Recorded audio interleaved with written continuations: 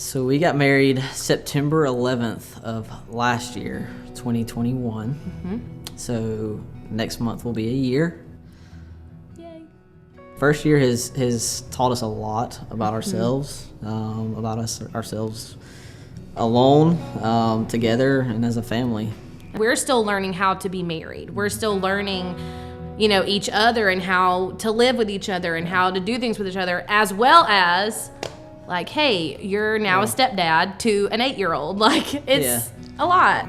You have to view your marriage as that you're supposed to reflect Christ, and that people should look at your marriage and say that is how Christ and the church are. And so if that's the case, then I have to go into my marriage every day and say that I have to die to myself and say, well, what can I do to serve Tyler today?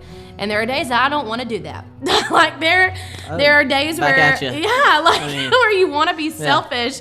You want to be like, absolutely. Well, you made me mad because you didn't do the dishes, which he does the dishes all the time.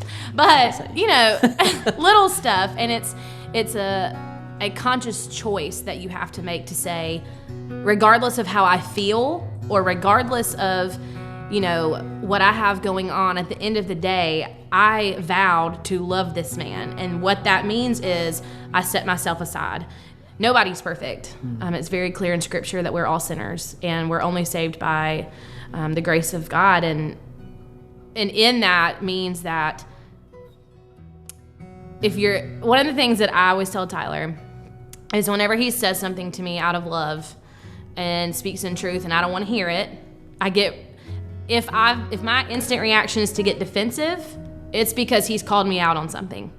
To me, in my mind, that means I've done something wrong.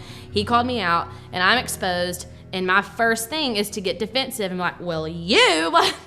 When I will say, "I'm perfect." There's nothing but I always just say, I need some time. I need a minute, and I really wrestle with the Lord. Lord, I don't want to talk about this, and I don't want him to call me out, and I don't want to do this, but I know you want me to. So then we go, and I tell him, you were right. Just hard in our pride, but remember, pride's a sin, and that if we act out of that, we're acting out of flesh. We're on the same team, always knowing that we're on the same team. If we feel each other slipping, pointing each other back to God, pointing our marriage and our family back to God. She can tell when I'm not spending time with God because my demeanor will change. I get stressed out easier. I'm just not the same person. And she'll call me out. Hey, how's your quiet time?